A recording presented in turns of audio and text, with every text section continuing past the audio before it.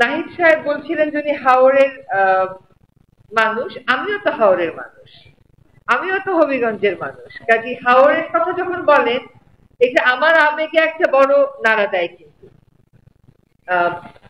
হাওরটাকে যারা দেখেননি, আমি যখন এই দায়িত্বে আসার আগে বিশ্ববিদ্যালয়ে পড়াতাম এবং আবারও ইনশাল্লাহ পড়াবো, আমি বাচ্চাদের মানে স্টুডেন্টদের কাছে এটাকে এক্সপ্লেন করতাম হাওরটাকে এইভাবে, এটা হচ্ছে মিঠা পানির সমুদ্র। এই মিঠা পানির সমুদ্রটা যখন আপনি বর্ষার আগে দেখবেন এখানে সবুজ বোরো ধান হচ্ছে, বোরো ধান কাটবার 1 সপ্তাহের মধ্যেই দেখবেন এটা পানিতে ছেয়ে গেছে, আবার পানি নামবার 1 সপ্তাহের মধ্যেই আবার দেখবেন ওইখানে আবার ধান রোপণ করা হয়েছে। এইরকম ইউনিক ইকোসিস্টেম আসলে তো পৃথিবীতেই বিরল, যেটা প্রথমেই বললাম। আমি এইখানেই আমার আলোচনাটা সীমাবদ্ধ করি। অনেক দিনের সমস্যা যখন গাঢ় হয়ে যায় তখন এটা সহসা সমাধান করা সম্ভব হয়ে ওঠে না, কিন্তু কাজগুলো শুরু করা যায়। যেহেতু সব সমস্যারই সমাধান আছে, আমি কয়েকটা দলিলের কথা এখানে আপনাদেরকে বলবো। 4টা নীতিগত দলিল। একটা হচ্ছে হাওর মাস্টার প্ল্যান। এই কাজটা শুরু হয়েছিল 2023 সালে এবং সাম্প্রতিক সময়ে এই মাস্টার প্ল্যানের খসড়াটা সরকারের পক্ষ থেকে চূড়ান্ত করেছে। তো বুঝতেই পারছেন যেটা আমি দায়িত্ব নেওয়ার আগে এটার কাজ শুরু হয়ে গেছিল, পরে নতুন করে ডিজাইন করার সুযোগ ছিল না, আসলে এটা আপডেট করা হচ্ছে, আগের মাস্টার প্ল্যানটা কি আপডেট করা হচ্ছে।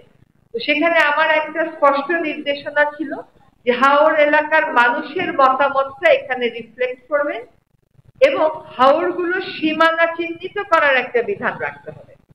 কারণ হাওর বলে কিন্তু আসলে খুব কম জায়গাতেই ল্যান্ড রেকর্ড আছে, সব জায়গাতেই এটা কিছু পুকুর, কিছু খাল, কিছু নদী, বাকি হচ্ছে ধানি জমি, যেগুলো হচ্ছে মানুষের নামে রেকর্ডে। তো অনেক মানুষ এই হাওরের মালিকানায়, যেহেতু সেজন্য হাওর ব্যবস্থাপনাটা একটু কঠিন হয়ে পড়ে। তো এই হাওর মাস্টার প্ল্যানটা আমরা একটা দিনব্যাপী কর্মশালা করেছি। সেই কর্মশালার পরে যে অভিমতগুলো পাওয়া গেছে সেই অভিমতগুলো এই মাস্টার প্ল্যানে সন্নিবেশ করা হচ্ছে, প্রয়োজনে সংশোধনও করা হচ্ছে। এইটা তারপরে আমরা ওয়েবসাইটে দিই। আপনাদের কাছে আমার প্রথম আর্জি থাকবে যে এই মাস্টার প্ল্যানটা চাইলে আপনারা এখনই সংগ্রহ করতে পারেন, সংশোধিতটাও পরে দেখতে পারেন, এখনই এটা কালেক্ট করে নিয়ে আপনাদের যা মতামত এটা আপনারা দয়া করে পাঠিয়ে দেবেন। দ্বিতীয় কথা হচ্ছে হাওরে কখন বাঁধ নির্মাণ করা হবে, কিভাবে স্থানীয় উপকারভোগী ঠিক করা হবে, কাদেরকে সেই কাজে অংশগ্রহণ করাতে হবে। আপনারা প্রায় সময় রিপোর্ট করেন অক্টোবরের 15 তারিখের মধ্যে অ্যাসেসমেন্ট হওয়ার কথা থাকলেও অ্যাসেসমেন্ট শেষ হয় নাই। আসলে এই যে নীতিটা আছে সরকারের, এই যে গাইডলাইনটা আছে যে কখন এই কাজটা হবে, এইখানেই কিছু গ্যাপ এরকম আছে, আমি ভুল বলবো না, গ্যাপ এরকম আছে যার কারণে মনে হয় যে কেন শুরু করলো না। কিন্তু আসলে বলেন তো আপনারা যারা হাওর এলাকার মানুষ, হাওরে কি 15ই অক্টোবরের মধ্যে পানি নামে? তাহলে কেমন করে 15ই অক্টোবরের মধ্যে অ্যাসেসমেন্টের কাজটা শুরু করবে? এইটা আসলে 15ই অক্টোবর দিয়ে রাখা হয়েছে এই জন্য যে কোনো সময় যদি আগে পানি নেমে যায় কাজটায় যেন কোনো বিলম্ব না হয়। যখন আমি আগে পত্রিকায় পড়তাম যে কাজ এখনো শুরু হয়নি, এবার যখন নিজে বাস্তবতাটা দেখলাম যে 15ই অক্টোবরে আসলে কাজ শুরু করা সম্ভব না, কারণ হচ্ছে ওখানে পানিটা নামে না। সেজন্য এই যে নির্দেশিকাটা আছে এটাও আমরা সংশোধনের কাজে হাত দিচ্ছি। আরেকটা কারণে হাত দিচ্ছি, কয়েকটা জিনিস আমাদের কাছে স্পষ্ট।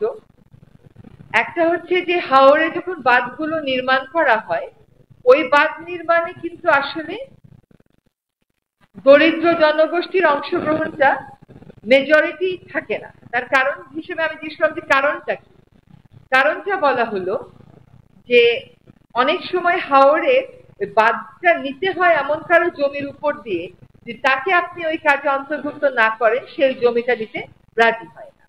সেখানে আমরা একটা সংশোধনী এনে সত্যিকার অর্থে যাদের এই কাবিটা, কাজের বিনিময়ে টাকা বলা হয়, এখানকার টাকাটা পাওয়ার উচিত, তারাই যেন অংশগ্রহণ করতে পারে। তো সেটা 50-50 হবে নাকি 70-30 হবে সেটা আমরা এখনো চিন্তা করছি, আর সময়টাও আমরা ওইভাবে ব্যাখ্যাটা দিয়ে রাখবো। আরেকটা হচ্ছে যে এবার যখন হাওরের বাঁধগুলো হয় তখন কিন্তু আমি স্থানীয় পর্যায় থেকে বিভিন্ন জায়গায় কয়েকজনকে সরকারের সাথে ট্যাগ করে দিয়েছিলাম, ওরা মনিটর করবে। এক পর্যায়ে দেখা গেল ওই এমব্যাঙ্কমেন্ট গুলো করার ক্ষেত্রে মাটি পাওয়া যাচ্ছে না, কারণ মাটি কোথা থেকে আনে, মাটি আনে ওই যে কাবিচার ভিতরে অন্তর্ভুক্ত তার জমি থেকে তুলে নেয়। কৃষি জমি থেকে মাটি তুলে নিয়ে যদি আমি হাওরের বাঁধ করি তাহলে আমার লাভটা কি হলো? আমার তো কৃষির জন্যই এই বাঁধটা করা, সেটাও আটকানো হলো। পার্শ্ববর্তী নদীর থেকে বা জলাশয় থেকে নিয়ে আসার কথা হলো, এটাও আমাদেরকে ওই নীতিমালায় গাইডলাইনে রিফ্লেক্ট করতে হবে। আরেকটা হচ্ছে মাটি, যে বাঁধে যে পরিমাণ মাটি দেওয়ার কথা থাকে সেই পরিমাণ মাটি আসলে দেয়া হয় না। এখন সেটারও একটা মনিটরিং মেকানিজম, যদি ওই এলাকার স্থানীয় জনগোষ্ঠী ওইটার ভিতরে ইনক্লুডেড থাকে। আমাদের তো সবকিছুর মধ্যে একটা রাজনীতি আছে, আসলে সত্যিকার অর্থে যাদের ওই কাবিচার টাকাটা দরকার, যারা সত্যিকার অর্থে লেবার হিসেবে কাজ করতে পারবে বা কাজ করে, তাদের সংখ্যাই আমাদের সেখানে বাড়াতে হবে। ফলে হাওর মাস্টার প্ল্যানের পরে দ্বিতীয় কাজটা হচ্ছে যে হাওরে বাঁধ সংক্রান্ত যে গাইডলাইন, সেটাও আমরা সংশোধনী প্রায় চূড়ান্ত করে এনেছি, তারপরে সকলের মতামত আমরা ওয়েবসাইটে দিয়ে দেব।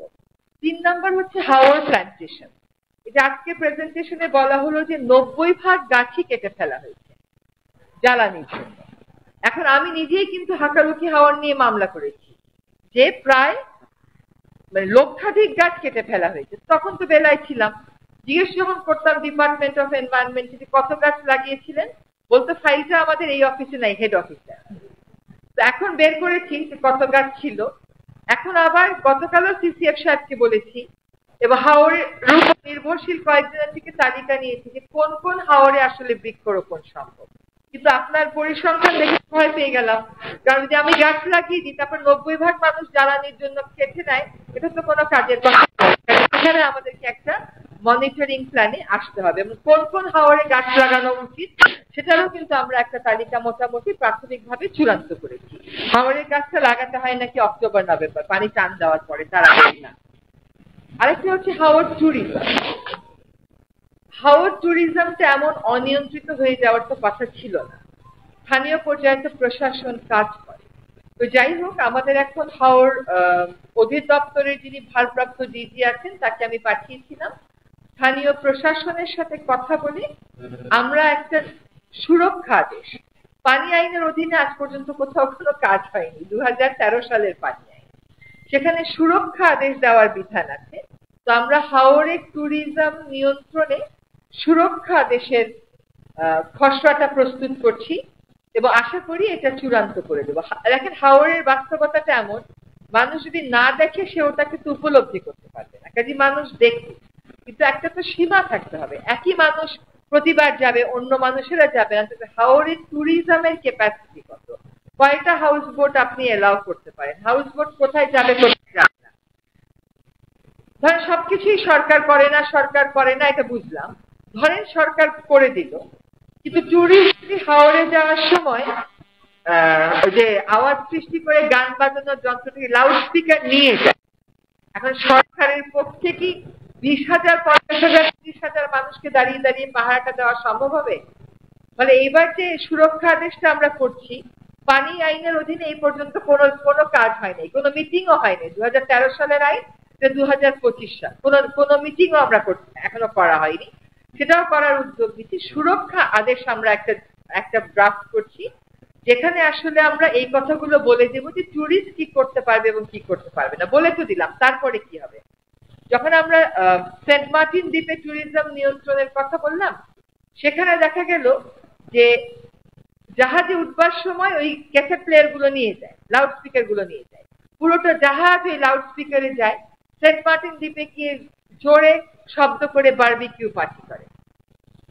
এখন এগুলোর ক্ষেত্রে কিন্তু পর্যটকদেরকে একটু সতর্ক হতে হবে। এটা প্রকৃতিকে দেখবার জন্য ট্যুরিজম, এখানে তো গান শুনবার জন্য, পার্টি করার জন্য, বারবিকিউ করার জন্য এই ট্যুরিজম না। আপনাকে প্রকৃতিকে, নিসর্গকে আপনাকে ওখানে উপভোগ করতে হবে, উপলব্ধি করতে হবে। ফলে ট্যুরিজম নিয়ন্ত্রণের ব্যাপারে ট্যুর অপারেটরদের সাথে উনি গিয়ে কথা বলে এসেছেন, আমাদেরকে হয়তো আরো কিছু কথা বলতে হবে। আশা করি অল্প দ্রুততম সময়ের মধ্যে আমরা এটাকে একটা কাঠামোর মধ্যে নিয়ে আসতে পারবো। এবং নিয়ন্ত্রণের জন্য আসলে যেটা করতে হবে সেটা হলো, আসলে কিন্তু এটা নিয়ন্ত্রণ না, আসলে এটাই হচ্ছে ইকো ট্যুরিজমের প্রসার। এখন যে ট্যুরিজমটা চলছে এটা তো ইকো ট্যুরিজম আপনি কোনোভাবেই বলতে পারতেছেন না। আপনি যাচ্ছেন হাওড়ে, কিন্তু ক্যাসেট প্লেয়ার বাজিয়ে হাউস বোটের উপরে উঠে আপনি জোরে জোরে মিউজিকের সাথে আমাদের ট্যুরিস্টরা উঠে, সেখান থেকেই আমরা আসলে হাউস বোট গুলোর উপরে একটা নিয়ন্ত্রণ আনতে পারি। সেখানেই আমাদের মনিটরিংটা বাড়াতে হবে, সেখানে জেলা প্রশাসনেরও লোক থাকবে, সেখানে আমাদের হাওর বোর্ডেরও লোক থাকবে, সেখানে অন্যান্য প্রযোজ্য সংস্থা এবং প্রয়োজনে আমরা ভলান্টিয়াররা দাঁড়িয়ে বলবে যে আপনি একটা প্লাস্টিকের প্লেট আপনি দেখলেন হাওরের উপর ভাসতেছে, আপনি যেখানে যান বাংলাদেশে সেখানেই এরকম আপনি বরিশালের লঞ্চ রুটে দেখবেন কি পরিমাণ সিঙ্গেল ইউজ প্লাস্টিক নিয়ে যায়। এবার এই দুইটা ঈদে আমরা কিন্তু লঞ্চ ঘাট গুলোতে পরিবেশ অধিদপ্তর এবং জেলা প্রশাসনের লোক রেখেছিলাম যাত্রীদের কাছ থেকে সিঙ্গেল ইউজ প্লাস্টিক গুলো সরিয়ে আমরা বিকল্পগুলো দিতে পারি। আমরা বিকল্প নিয়েও গেছিলাম এবং সেগুলো আমরা বিনামূল্যে যাত্রীদের কাছে সরবরাহ করেছি। তো আমরা হয়তো নিয়ন্ত্রণ দিলাম, কিন্তু নিয়ন্ত্রণটা বাস্তবায়নের জন্য এন্ট্রি পয়েন্ট গুলোতে এবং যেখানে যাত্রীরা নামে এই দুটো পয়েন্টে আসলে আমাদের তদারকিটা বাড়াতে হবে। এবং সেখানে আমার লোকবলের খুবই অভাব, ডিসিরও লোকবলের খুবই অভাব, কিন্তু সকলে মিলে যদি একত্রিত ভাবে কাজ করি এবং ভলান্টিয়াররা যদি এগিয়ে আসে তাহলে আমি মনে করি যে এটা নিয়ন্ত্রণ করা সম্ভব। এবার আরো কিছু বিষয়ে আপনি কথা বলি। আপনারা হাওর হসপিটালের কথা সেদিনকে মাস্টার প্ল্যানের কর্মশালাতেও বলেছিলেন। এটা যদিও আমার আওতাভুক্ত না, তারপর ওইখানে বসেই আমি কিন্তু স্বাস্থ্যের যিনি বিশেষ সহকারী তার সাথে যোগাযোগ করেছিলাম যে ভাসমান হাসপাতাল দেওয়া যায় কিনা। এরই ধারাবাহিকতায় ফ্রেন্ডশিপ বলে একটা এনজিও আছে, তাদেরকেও মিনিস্ট্রিতে ডেকেছিলাম, তাদের সাথেও কথা বলেছি যে আমাদের জলবায়ু পরিবর্তন ট্রাস্ট ফান্ডের অধীনে হাওর এলাকার মানুষের অ্যাডাপ্টেশন ক্যাপাসিটি বাড়াতে এমন করা যায় কিনা। এটার হিসাবটা অত সহজ না যত সহজ করে আপনারা বলে ফেলেন। কারণ একটা ভাসমান হাসপাতাল যখন দিব ওইখানে পানি থাকবে 5 মাস, বাকি সময় কিন্তু ওই হাসপাতাল চাইলেও রোগীর কাছে যেতে পারবে না। তাহলে কি রিভার অ্যাম্বুলেন্সের সংখ্যা বাড়াতে হবে? মানে আসলে কি করলে স্বাস্থ্য সেবাটা বাড়বে এটা বলা খুব ফ্যাশনেবল যে একটা অ্যাম্বুলেন্স দিয়ে দেন, কিন্তু দেখা যাচ্ছে আসলে ওইটা দিলে বাকি সময় যখন পানি থাকবে না তখন তাহলে কি হবে? তখন ওরা কেমন করে অ্যাক্সেস করবে? তখন তারা রাস্তা না থাকার কারণে কেমন করে এই হাসপাতালগুলোতে আসবে? তো আপনাদেরকে এটা শুধু জানিয়ে রাখার জন্য যে আমরা কিন্তু এটা নিয়ে চিন্তা ভাবনা করছি। কতটুকুন করতে পারবো সেটা জানি না, তবে একটা প্র্যাকটিক্যাল সলিউশনে যাওয়ার চেষ্টা করব। আপনারা এখানে বলেছেন যে মাছ কমে গেছে এবং মাছ 125 থেকে 58-তে নেমে এসছে মাছের প্রজাতি।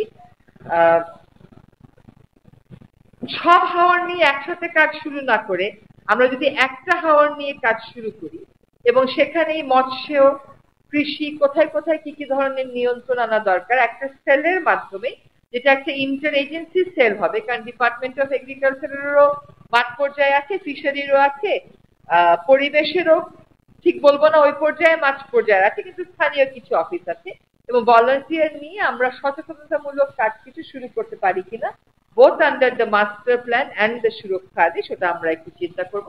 সুরক্ষা আদেশটাও দেখেন সব হাওরের জন্য আমরা করতে পারছি না, তার কারণ হচ্ছে সুরক্ষা হাওর আদেশটা করতে গেলে আপনার ল্যান্ড স্পেসিফিকেশন লাগে, দাগ মৌজা খতিয়ান ধরে ধরে আপনাকে করতে হবে। ফলে আমরা হয়তো শুধুমাত্র টাঙ্গুয়ার হাওরেই তাই নিয়ে করতে পারবো, তার কারণ হচ্ছে ওটা যেহেতু ইকোলজিক্যালি ক্রিটিক্যাল এরিয়া ডিক্লেয়ার, ওটা ল্যান্ড স্পেসিফিকেশনটা আমাদের হাতে আছে। তো সংক্ষেপে বলতে হলে যে হাওর এমন একটা ইকোসিস্টেম যেটা বাংলাদেশের ছাড়া তার কোথাও নেই, এটা তো বিরল, এটাকে আমাদের অবশ্যই সুরক্ষিত করতে হবে। এটা সুরক্ষিত করতে আমাদের আন্তঃসংস্থার সমন্বয় বাড়াতে হবে। এটা সুরক্ষিত করতে আমাদেরকে সুরক্ষা আদেশের মতন কিছু কর্মকাণ্ডে যেতে হবে। হাওরের কৃষি ব্যবস্থাটাকে প্রোটেক্টেড রাখতে আমাদের বাঁধ নির্মাণ কাজগুলোতে প্রকৃত অর্থে যাদের প্রয়োজন এরকম কর্মসংস্থায় সংযুক্ত হওয়া তাদেরকে সংযুক্ত করতে হবে। 4টা পলিসি আমরা কাজে হাত দিয়েছি, একটা হচ্ছে হাওর মাস্টার প্ল্যান, একটা হচ্ছে হাওর গাইডলাইন অন এমব্যাঙ্কমেন্ট, একটা হচ্ছে হাওরে প্ল্যান্টেশন, আর একটা হচ্ছে হাওরে ট্যুরিজম। এই প্ল্যান্টেশন খালি করলে হবে না, সুরক্ষার জন্য আমাকে একটা মেকানিজম খুঁজে বের করতে হবে। এখন লিজিং, এগ্রিকালচার এগুলো অন্যান্য মন্ত্রণালয়ের বিষয়, আমরা অবশ্যই তাদের সাথে কথা বলবো এবং মাস্টার প্ল্যান ফাইনালাইজেশনের প্রসেসেও তারা সকলে পার্টিসিপেট করেছিলেন। Let us kick off. আমরা যদি টাঙ্গুয়ার হাওর দিয়েও শুরু করতে পারি।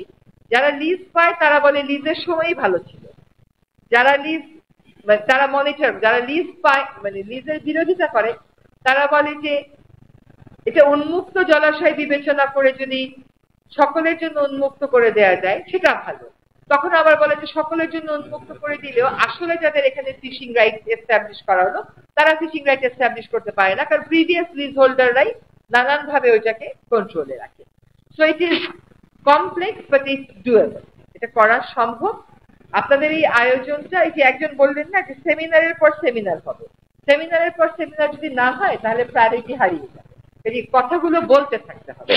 আমরা চলেন হাওর মাস্টার প্ল্যানটা ফাইনালাইজ করি, আমরা এমব্যাঙ্কমেন্টের ওটা ফাইনালাইজ করি, আমরা টাঙ্গুয়ার হাওরের জন্য সুরক্ষা নির্দেশটা প্রণয়ন করে বাস্তবায়নের চেষ্টা করি এবং আমরা হাওর প্ল্যান সেটা আমি আশা করি আমি আপনাদের সাথে শেয়ার করতে পারবো। আমি হয়তো আপনাদেরকে এখনই একটু বলতে পারি যে কোন কোন হাওরে প্ল্যান্টেশনের পরিকল্পনা এসছে। যদি মনে করেন এর বাইরেও কিছু কিছু হাওর নেওয়া যায় আপনারা আমাদেরকে জানাতে পারেন। আমাকে জরুরি কাজে যেতে হবে, কিন্তু আমার ডিজি মহোদয় থাকবে। কালনার হাওর, খরচার হাওর, আঙ্গুরুলি হাওর, পাটনার হাওর, কালিয়াকুতা হাওর, এই 5টা নাম এসছে যে এখানে আমাদের এফরেস্টেশন করতে হবে, কারণ এখানে গাছের সংখ্যা অনেক কম। আপনাদের বাকি অনুষ্ঠান ভালো যাক, আপনারা অনেক ভালো সাজেশন পান, সুপারিশ পান, আমাদেরকে জানাবেন। আমরা যেহেতু পলিসিগুলো ফাইনালাইজ করছি আমরা আপনাদের মতামতগুলো সেখানে সন্নিবেশ করে দেওয়ার আপ্রাণ চেষ্টা করবো। আমাকে জরুরি কাজে যেতেই হচ্ছে, আমি আর থাকতে পারছি।